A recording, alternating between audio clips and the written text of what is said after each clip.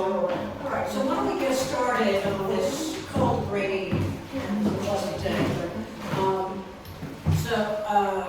I am Marianne Rosenberg, but you are lucky ones because you get to hear from Deborah Zafman, who is pretty extraordinary, as you will discover. She has a doctorate in art history from Berkeley. She's an art appraisal. She knows the market. She had a gallery in Paris. She's a writer.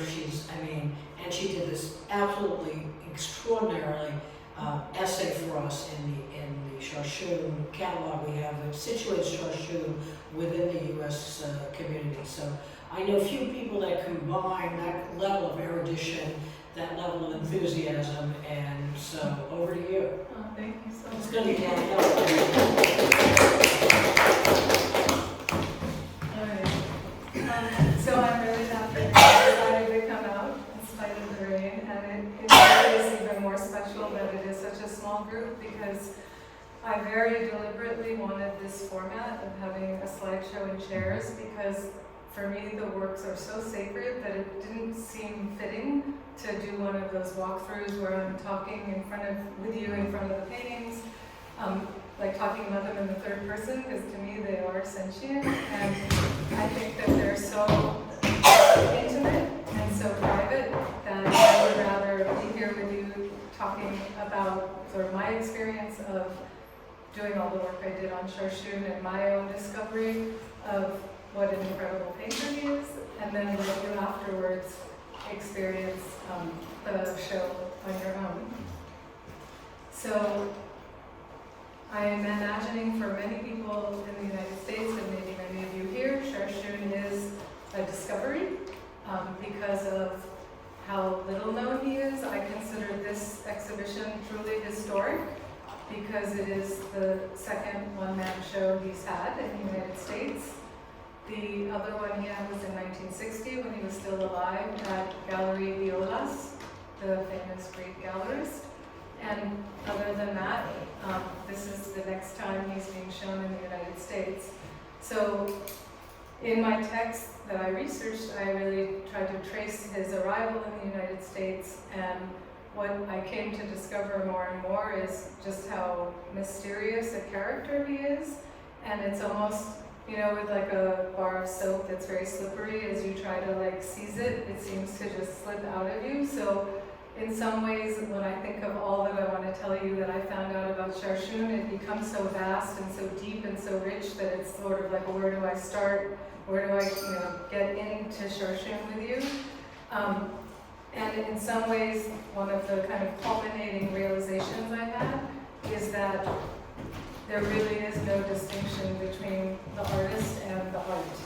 And this is why I would argue, emphatically, that he was a total mystic who was devoted his entire life to the process of creative expression and to art. And another thing that is really important to keep in mind is that he was also a writer and a poet.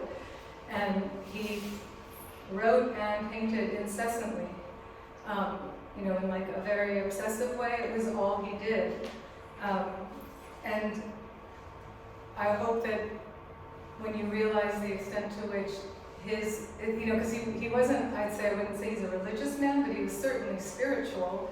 And I think his pursuit was ultimately one of union, but maybe rather than saying union with God or union with the divine, it was union with the life force that art is. So let's just see. I love just juxtaposing a younger Charchoune to an older Charchoune.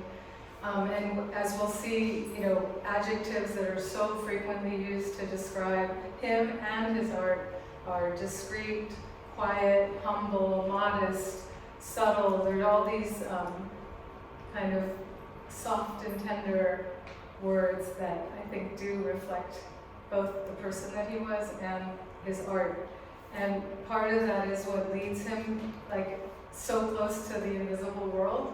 And this is more where I think the mysticism comes in, because obviously painting is a material medium, and yet there's something so kind of essentially immaterial about what his paintings exude.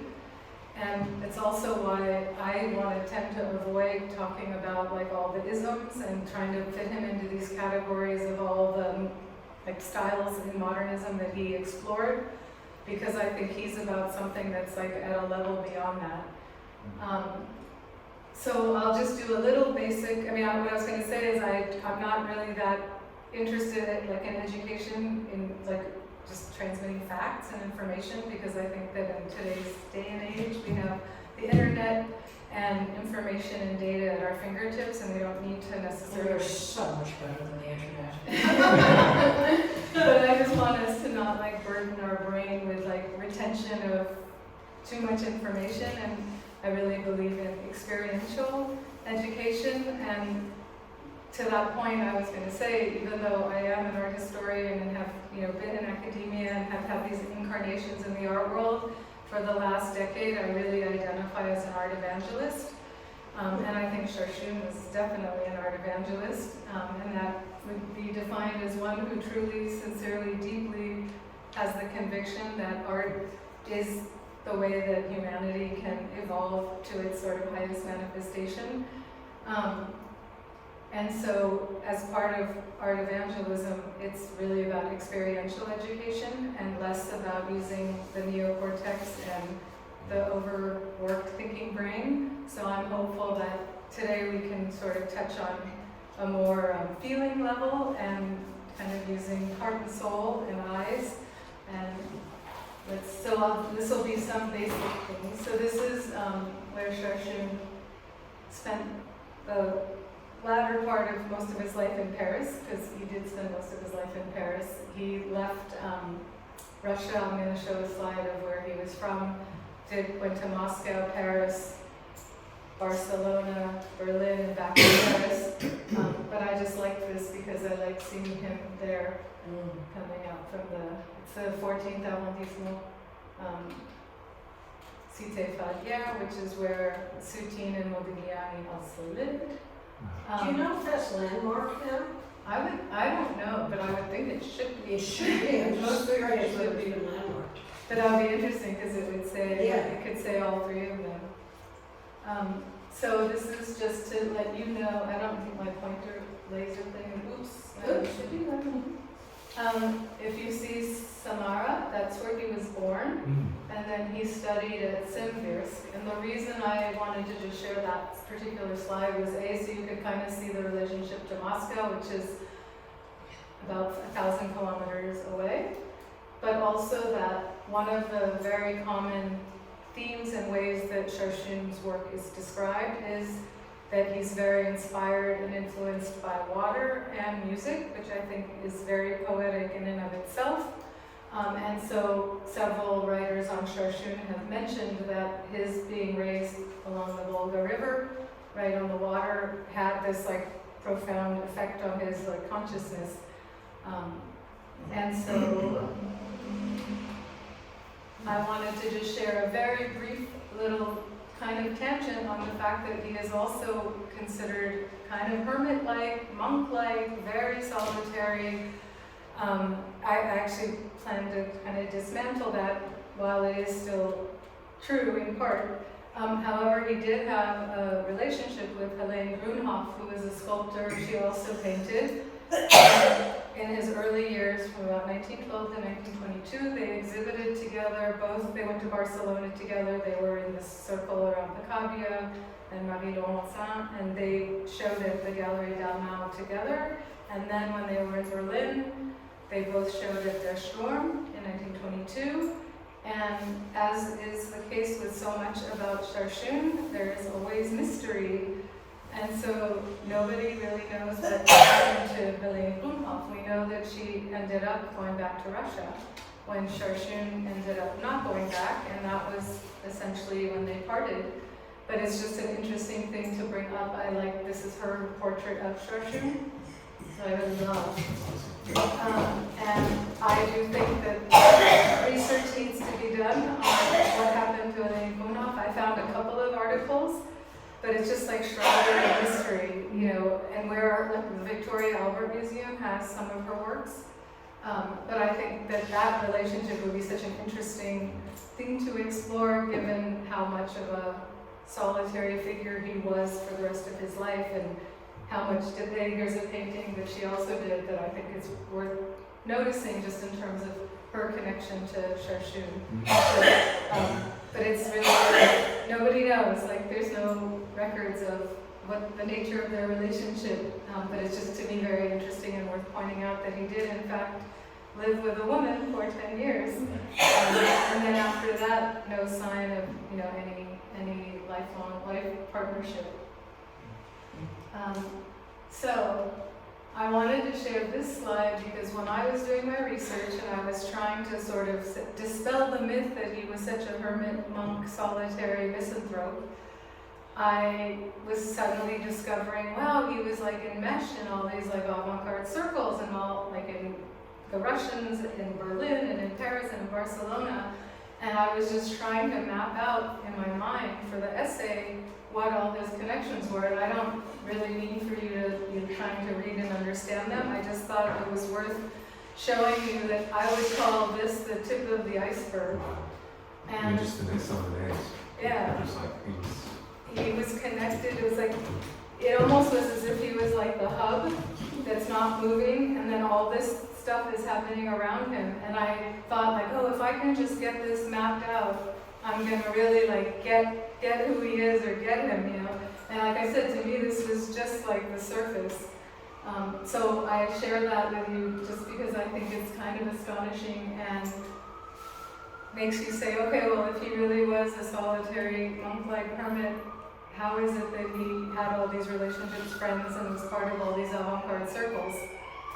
And so with that in mind, what I really wanted us to do, in the spirit of trying to do kind of experiential education, is I have this sort of dream vision of bringing to this room all of these artists, critics, and admirers of Charchoune who wrote about him, expressed their complete admiration, and often also collected him.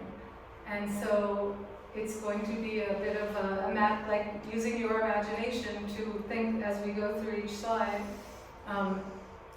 how they are here in the room with us. And I'm just channeling them because I'm going to read the quotes because I think all of them are really beautiful. And hopefully, and there's a lot of them, so you're going to really get to feel that you're with people who were in his life and owned his art, and we will get started now. So he is definitely a painter's painter. So Amadeo Zafman, who was a purist that had a great influence on Charchoune, wrote, "It's Charchoune, you have nobility, and that you should be enough to draw the attention of the connoisseurs to your crystalline or warm, discreet, melodic, sensitive, and intelligent lines. One can only reach this by being endowed with the doubly combined talent that the God of art grants parsimoniously, force and finesse. You are lucky, Charchoune. I only wish amateurs to be lucky to hear me in time." So let that sink in. And then, and these are in no particular order, but we will now move on to. This is a letter from aux enfants thanking Charchoune, so I just took an excerpt right there, and I did my translating as best as I could. For my friend Serge Charchoune, to thank him for the pleasure he has given to the author of art, showing him around his beautiful secret garden. And what I'm delighted to share is that aux enfants own a painting in the show. So now when we're done with the talk and you are enjoying the exhibition, you can have a special new connection knowing that aux enfants himself possessed this beautiful Charchoune painting. And definitely more texture in this than aux enfants would have used himself. For sure. Which is It is certain, they weren't just simply, he just suddenly wasn't inhabiting Rosenberg's life, you know, and approach, he was putting his own twist on it. And Right. when I look at the oatmeal consistency, I don't know what to call That's it, right, I love on the left, that's definitely a Charchoune thing. more than Right, anything. and that's a great point you make, because he did, like, to me, you know, bringing the metaphor of water again, like, he flowed through different styles, and he was never attached to any, and he always had kind of his own unique approach to things, even if he was being influenced by, so like with the purism, there still was always, Charchoune is the unique individual and extraordinary, exquisite painter. Okay, so we'll move on from Aux Enfants to Nicolas Stahl. Charchoune's painting is an exquisite music. He is the greatest of us all, and that will have to be recognized someday. And that day should be now, in my opinion. So, you know, like, the point is also, like, these are not just, you know, flattering words. This is like some serious artist saying really pretty deep and beautiful things about his art. And unfortunately, I did not get which painting de Stael owned, because he also purchased Charchoune, and I had wanted it to be the next slide, but I did not figure out which one it was. If any of you know, you have to tell me so I can add it to the presentation. And now, on to Jacques Guillon. I am thrilled that I will soon be able to commune with your stripped down art. So I'm particularly attracted to the verb commune, because I was going to encourage you to do that with this exhibition. It is really art to commune with, and meaning it's a very interior and deep experience when you grasp how sacred they are. I mean, to me, the works are like, they're almost like little tabernacles. They're just these sanctuaries that they're letting you in, but they're really taking you into your own inner sanctum. Let's see. Philippe Oslasson. What can be said about Charchoune, who seeks only the unspeakable? Color, when he uses it, is emptied of all resonance. His painted work is an inspired whisper. Whoever has perceived it cannot forget it. And from this, I just love inspired whisper. You know, there's a whole part in my text about listening to the sound of Charchoune's paintings, you know, not trying to understand and extract discursive meaning from them, but rather feel their impact in the way that you would like a sonorous event. And so like a whisper is a really perfect way of really capturing what you could say his paintings sound like, just this like hush. Okay. Michel Sofort. His work reaches unequal heights of delicacy in modulations of a single color. These pictures, which are a kind of spiritual exercise for the eye, must be numbered among the best examples of pure painting. So I read spiritual exercise for the eye, and I'm just in love. Like, may all paintings be spiritual exercises for the eye. I could observe that associating with him for 50 years, that there's something in Charchoune that is infinitely soft and tender. And I think, like, again, to me, these are my way of wanting to guide you in your experience of the exhibition. You know, so you can sort of sense their whisper, sense their softness, their tenderness.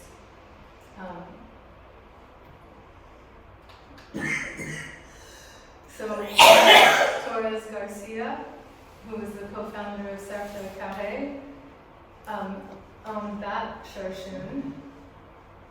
And the other thing I say in my text regarding Torres Garcia is I was very focused on making the connection of John Graham with Charchoune, since John Graham is the one who gave his Charchounes to Catherine Dreyer of the Société Anonyme. And so I discovered that Torres Garcia was holding these weekly events in his apartment in Paris in the late 20s, and that Graham and Charchoune, as Russian expats, were there together. And so for me, it kind of solidified like the evidence of their relationship and friendship. I mean, besides the fact that Graham owned Charchoune, so obviously they knew each other, but I liked knowing that they were part of this circle. Okay. So Jean-Paul Riopel there's a book that is conversations with him, so he's being interviewed in the text, and the interviewer, whose name I can't remember right at this moment, is asking him about this scenario where Riopel didn't have a lot of money and was willing to trade his paintings in order to have Charchoune paintings, and that this was the only time he had ever done that. And so he's saying, why? Like, why Charchoune? Nobody knows this painter. You know, why did you do this? And so he says Charchoune was as good as any other painter, Matisse included, and immense talent. Matisse would have agreed with me.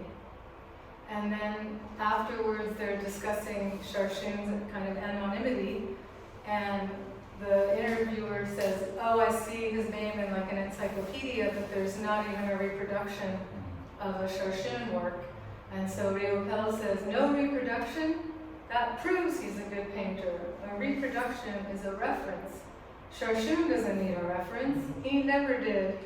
Great artists don't need a label, cataloging, benchmarks. And to that I say amen. Because that's the thing, like, you know, we want to like label him and say, oh, so wait, what was he? Was it purist? He was a cubist? He was, and Charchoune will defy all of it because there was something so vast and almost like there was like an infinite depth to who he was and what he did, and all the ways he painted through all the decades. And then to think that we don't even have, most of his writings are not translated, they're still in Russian, and a lot of things are unpublished. And that's just a whole other dimension of his person as a poet and artist. Are there people coming, or are they just in the I think this gentleman is delivering lunch to the gallery upstairs, okay. but he might be interested on his way down. So I hope that it's getting my point across about just how admired, beloved, respected Charchoune was and is. So now we get to big one. So Picasso is known as having said, for me, there are two painters, Swanby and Charchoune. That is, take that seriously. And then I love seeing original manuscripts. And so this is a letter from the director of Galerie Cartier, looking back, because it's actually dated I think it was in the 70s, to Mr. Guinégon. And I just translated the part that's relevant. Dear Mr. Guinégon, you've asked me to talk about the Charchoune exhibition at Galerie Cartier in 1927. The purest paintings displayed a great refinement. Aux Enfants had encouraged him, and the painters from the gallery were fascinated by his works. Picasso bought a painting, impressed by Charchoune's mastery, whom he considered to be a great among the greats. If I can just interrupt here, one of the things that, has fascinated me, and maybe you and I can work on this together at some point, is why it was that Charchoune didn't have a dealer that was pushing him. And when I see the connections he had, and particularly Picasso in 1927 purchasing the Charchoune at a time when Picasso lived at that time at 23 Rue de la Boétie, and my grandfather was at 21 Rue de la Boétie, and they saw each other daily. What happened that he felt? Picasso must have mentioned to my grandfather that he bought the Charchoune because they were in each other's, living room all the time. Something must have happened. Either Aux Enfants didn't want it, or something. I that Paul didn't get his clutches on it, or even my great uncle Leos, who was much more proponent of the avant-garde. And I'm fascinated as to how he could have slipped through the Right, especially like seeing all Yeah. this, you think, how is that possible? I would love to know. dive in there. Yeah. Because the interesting thing too is you don't always sense like really what his personality was like. I just sensed that he had, my view of it is that he so wanted his artistic freedom, and that he knew the only way he could have it was to really be alone and be like inside himself in his own creative process. And I don't know if that made him somehow off-putting, because he certainly didn't seem interested in career climbing, in fame. He really just wanted to make art, whether it was writing, painting, poetry, and then, we haven't even touched on his love of music as a listener. I mean, he wasn't playing an instrument, but it's like he just wanted to swim in this ocean of like art in its most like divine, highest, transcendent state. And so he didn't seem to have maybe the best skill at how you operate in the art world with dealers and but I agree too. It's a scene like all this. You say, how could it be that he's this very obscure? It's almost like he's too esoteric, or but that's why I'm so happy you did this exhibition. Yeah. It's so important for the world to like really understand and know. So I wanted to tell you that I did try hard to get the Picasso painting. What did he buy? But I don't have it yet, so I don't know which one Picasso bought, but I believe it can be found out. I'm in discussions right now at the Musée Picasso for some other things, and I'm more than happy to go. I know they must have a record of it, because Picasso never threw anything away. Mm-hmm. And he was worse than my mother. So I'm sure if I came to them, there is somebody there who could find it, and that would be a fantastic connection. So I will raise it with them. Please do. Yeah. So I was emailing with Merlin James, who also wrote in the catalog, and I actually was hoping I could channel him today, because I wish he were here, because I feel like he knows Charchoune maybe more deeply, well, the Arabic maybe more deeply, but anyway, he's a real Charchoune expert. He said that he thinks he did used to know which was the painting Picasso bought. He was going to look for it, but that it could probably be found out through the Musée Picasso, and that apparently there was a letter Charchoune wrote to Picasso over the comment there are only two painters, Juan Gris and Charchoune, because Charchoune wasn't fond of Gris. So that would be really juicy stuff to get. Charchoune's letter to Picasso about not being pleased to be cited in the same. Anyway, okay, so we will continue. So now I have Adored by the Critics, because those were all artists, and now we're going to see how much he was also. So William Copley actually is an artist, and he's a really interesting character who I think also deserves to be more known about. In terms of Charchoune, he had a foundation, and he was a good friend of Duchamp, and Duchamp really urged Copley to give the Copley Award to Charchoune, which he did, and what resulted was not an exhibition in the United States, but a catalog in 1956, or I think he won the award in 56, and then the catalog was produced around 1960, which was when Eolas did the exhibition in New York, his only one-man show before this one. And this is a portrait of Charchoune by Copley, and he also wrote, so we will see, the tendency of Charchoune to render his own forms unnoticeable, if not invisible, suggests a constant and perpetual metamorphosis, particularly appropriate to the rendering of a musical theme. The vibrations and tones are not achieved by bright contrasting color, but rendered poetically through suppressions. So I really love that, because he touches on that leaning towards the immaterial and the invisible, and the power of Charchoune's work being its subtle discreteness. or discretion. And then we're going to be seeing Charchoune love to have all his painter friends do portraits of him in these drawings. So then, and then, did you say Jouffroy? I say Jouffroy. Who is a poet and art critic. But Charchoune isn't content with approximations. He organizes the elements of his images with true imaginary architectures. With mystical intentions, his paintings possess a beautiful poetic resonance, melodic, subtle, mysterious. Their beauty comes from their immateriality. His work is part of the treasure of the modern poetic imagination. And Patrick Wahlberg, I have to say, when I was doing my research for the catalog, by far and away, his take on Charchoune was really I arrived at the same conclusion I feel that he did. I can tell you a little bit more about that. But this quote, "One can pass a Charchoune painting without seeing it.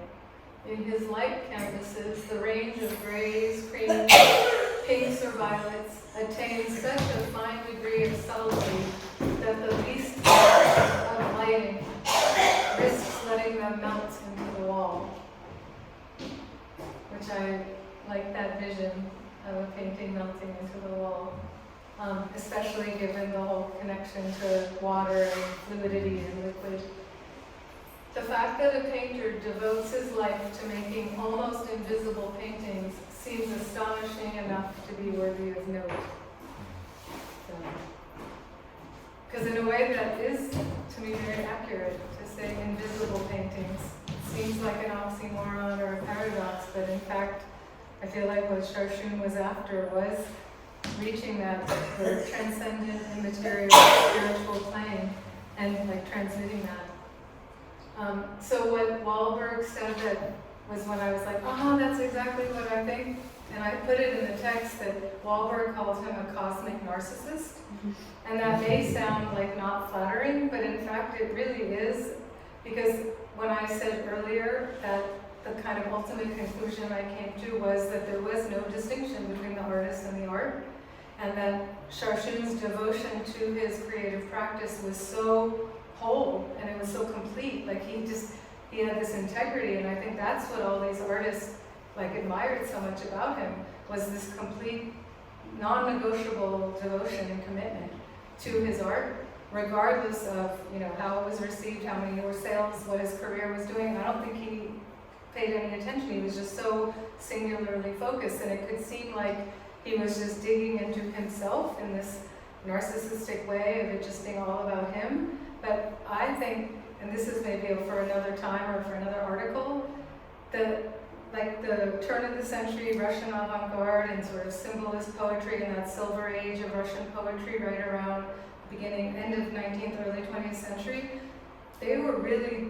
like influenced by German Romanticism, and I did my dissertation on German Romanticism, so it's just an area I really know, and I just see this like part of me is like, oh, Charchoune was a total romantic in the idea that yes, it's about like individualism, but not in the kind of modern Western sense of a narcissist who's got a big ego, and it's that it's only through the self in the most complete and deep way that you attain the universal and the like world soul.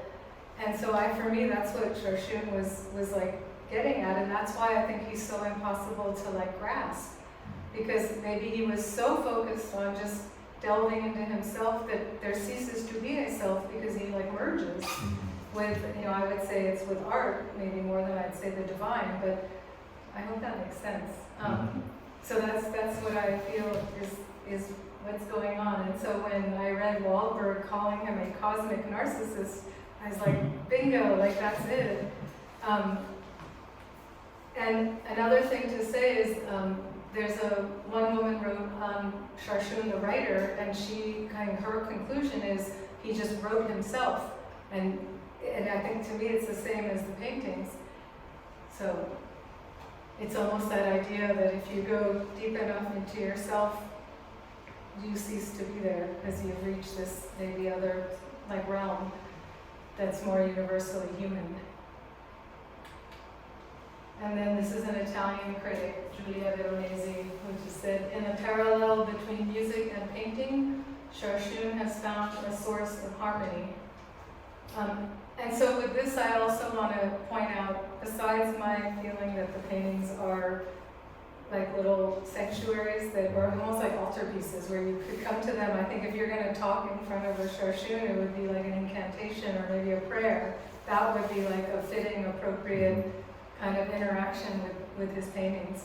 But also the harmony. I mean, this idea, like they just have this calming effect. They seem always very balanced. There's like juxtapositions that work between sort of this architectural geometric, but then also biomorphic. Like he just seemed to, like I would say, if he reached a state of like inner serenity, it's being transmitted through the painting. Because to me, when you go around to look at each one, if someone said, well, how do they impact you? I would say that they are just, they bring you into like a peace, an inner peace. And that's why, in a way, like the gallery is like a temple, because we're surrounded by all these paintings that have this, yeah, it's like, it's harmony, there's something just calming and soothing. And I like to say that it's almost like the effect of the sound of water. It's interesting that you raised it, because when I was faced with the dread of blank page, as I wanted to write the introduction to the catalog, and what came to me was exactly what you evoked, which is the connection between Charchoune and music.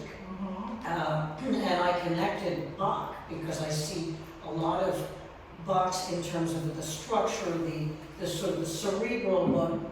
Actually, it's not cerebral, it's very emotional, and so I connected the two. And what you're saying right now is exactly, you know, on point of the connection between that harmony. Right, and then there's that whole idea of like this aesthetic experience that comes from like Rudolf Steiner, and how much for Charchoune, I mean, I think he would say he was painting music.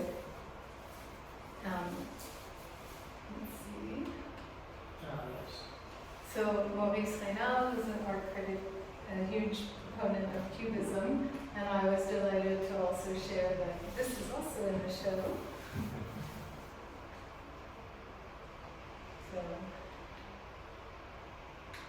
one of the most exciting parts for me when I was doing research was getting the Catherine Dreyer, John Graham correspondence from the library at Yale. They were very slow in getting it to me, so unfortunately it didn't get to be in the catalog essay, but I get to share it with you here. So it's the debut of the first time you're getting to see unpublished stuff. So I was interested, of course, in what was Graham and what were Graham and Dreyer saying about Charchoune and wanting this to be published. So Graham gave it to Charchoune's to the Société Anonyme, which was how Charchoune arrived in the United States. That's why it's of historic importance. So I had intended to read this to you, but I will just summarize, and I'll just share the juicy parts. This is Catherine Dreyer asking John Graham to please answer the questionnaire about Charchoune, because she wants to finish the catalog of the collection, and she says, I can't tell you how much we have appreciated the pictures. She's like explaining how much she likes composition in grays, which is very, very beautiful. What is Charchoune doing now? And I wonder if you could give us some idea of how much he has painted during his life, and whether he is painting still, or what has happened to him. So she's just asking for more information on Charchoune. And this was in 1949 when the Société Anonyme was preparing its catalog. And so here Graham is writing her back and says, I'm closing the questionnaire, which I have filled in.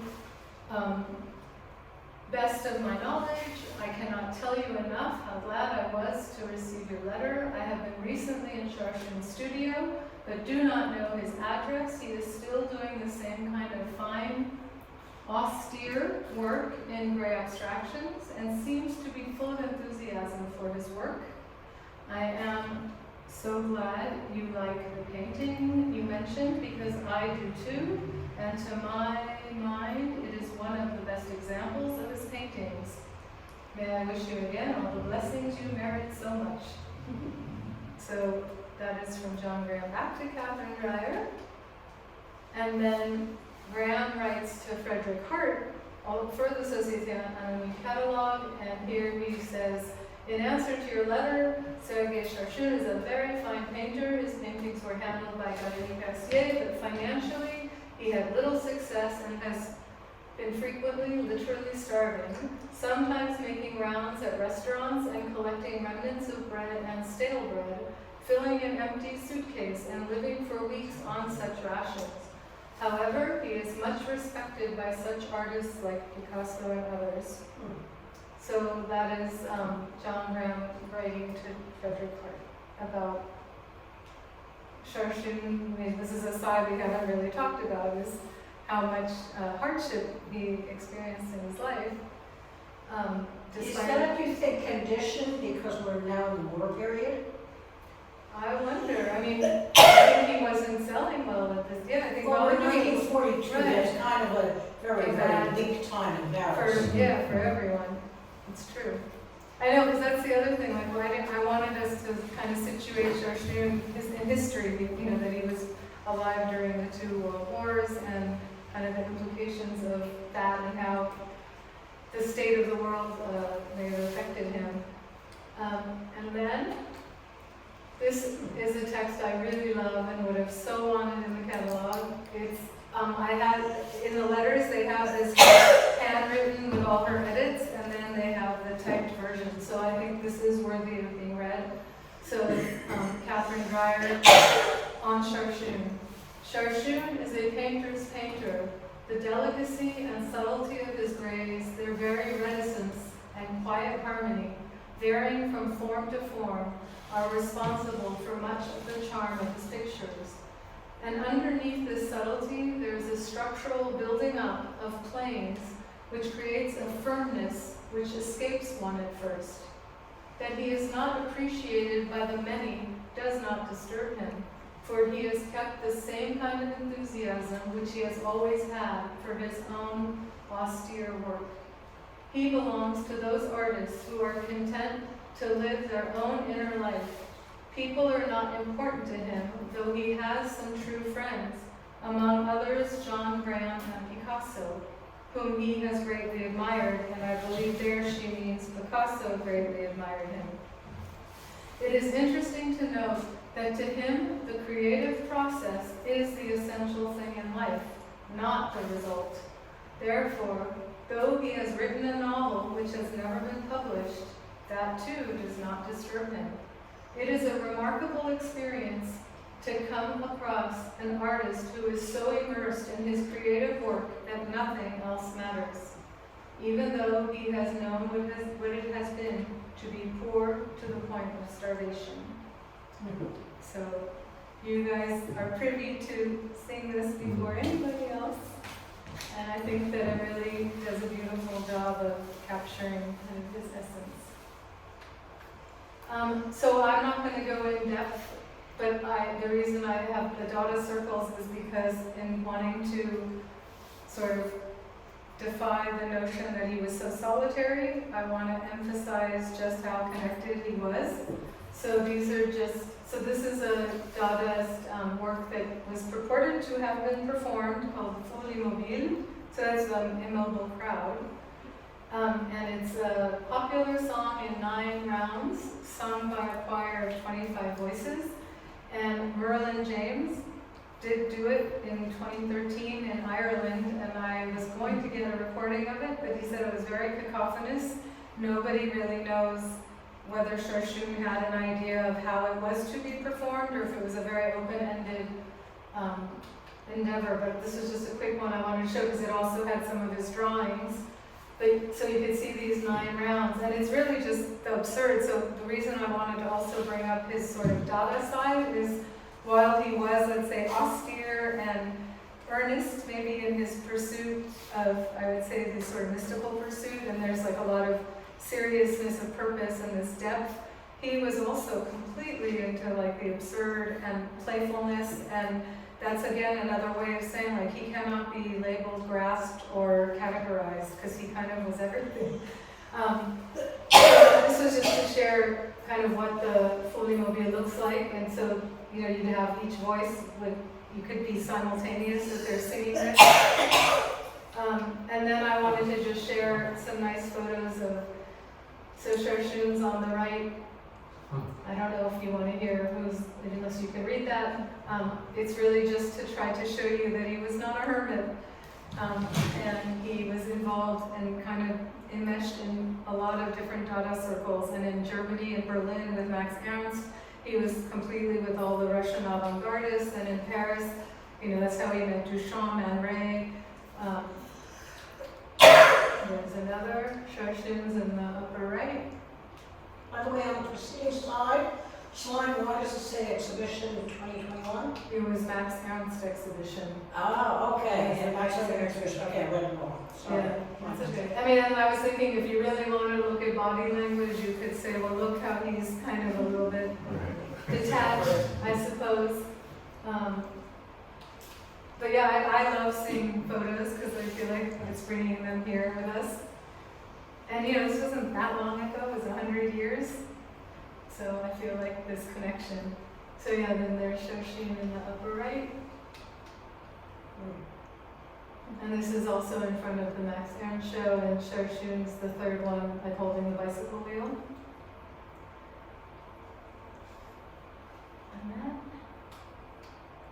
this was a little slideshow I made of all the portraits. So I honestly don't know how common a practice this was. If this was like a Dada circle thing, I didn't give you the names of which artist did which drawing, but it's just to show you that Charchoune, in this idea of being a cosmic narcissist, he seemed to love to have his friend artists make his portraits. And I was thinking maybe it's that he lived so deeply within himself that he was like intrigued and fascinated by how he was perceived, you know, seen.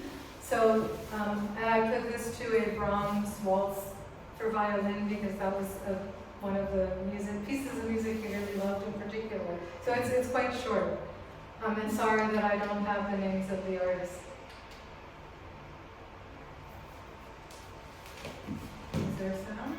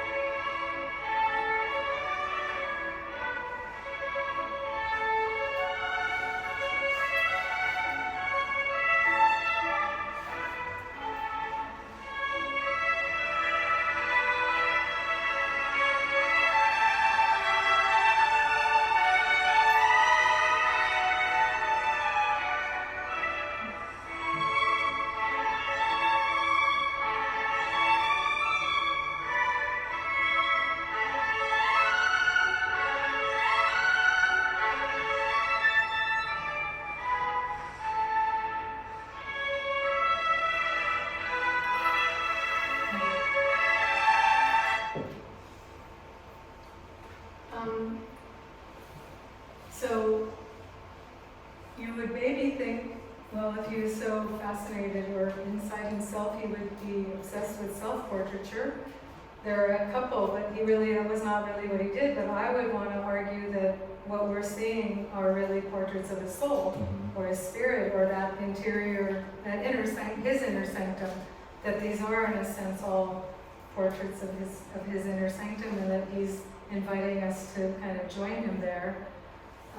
So I like this quote of his, "I'm all about studying myself. I can't have contact with the outside." And that's a Man Ray photo of Charchoune. So that's one self-portrait from 1945.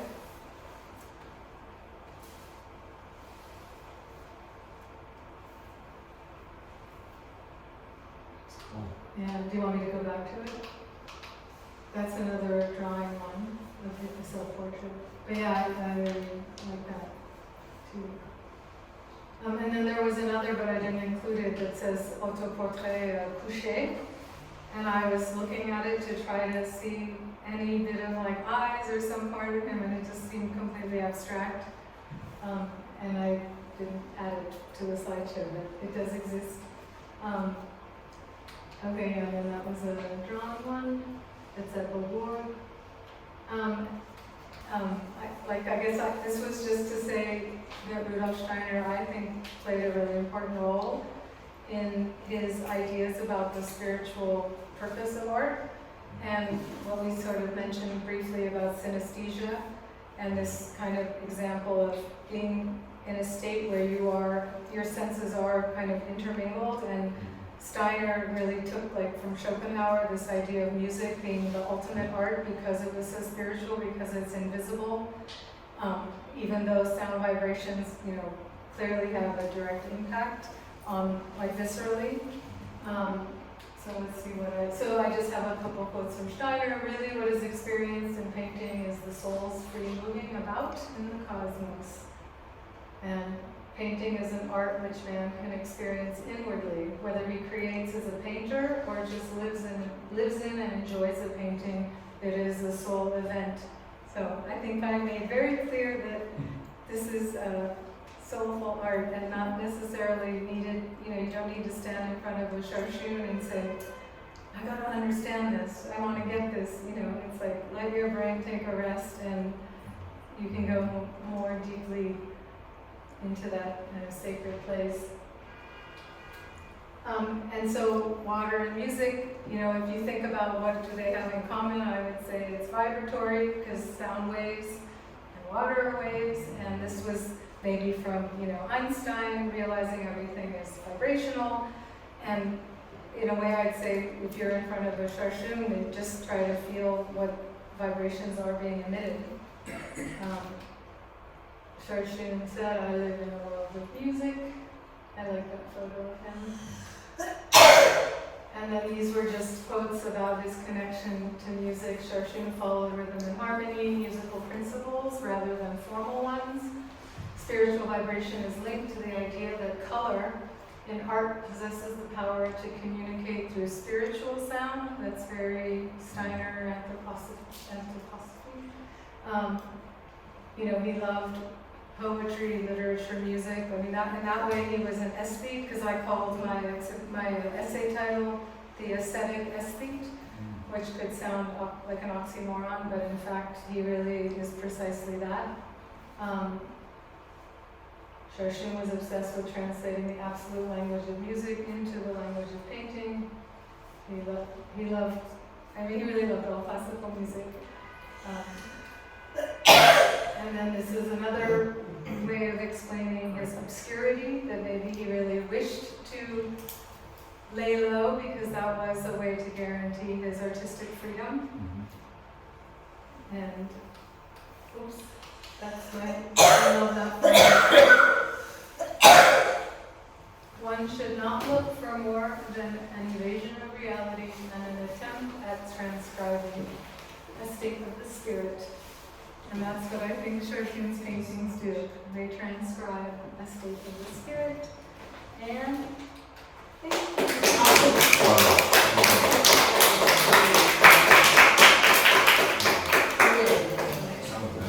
And thank you so much for coming, and I want to leave you time to commune. Yes.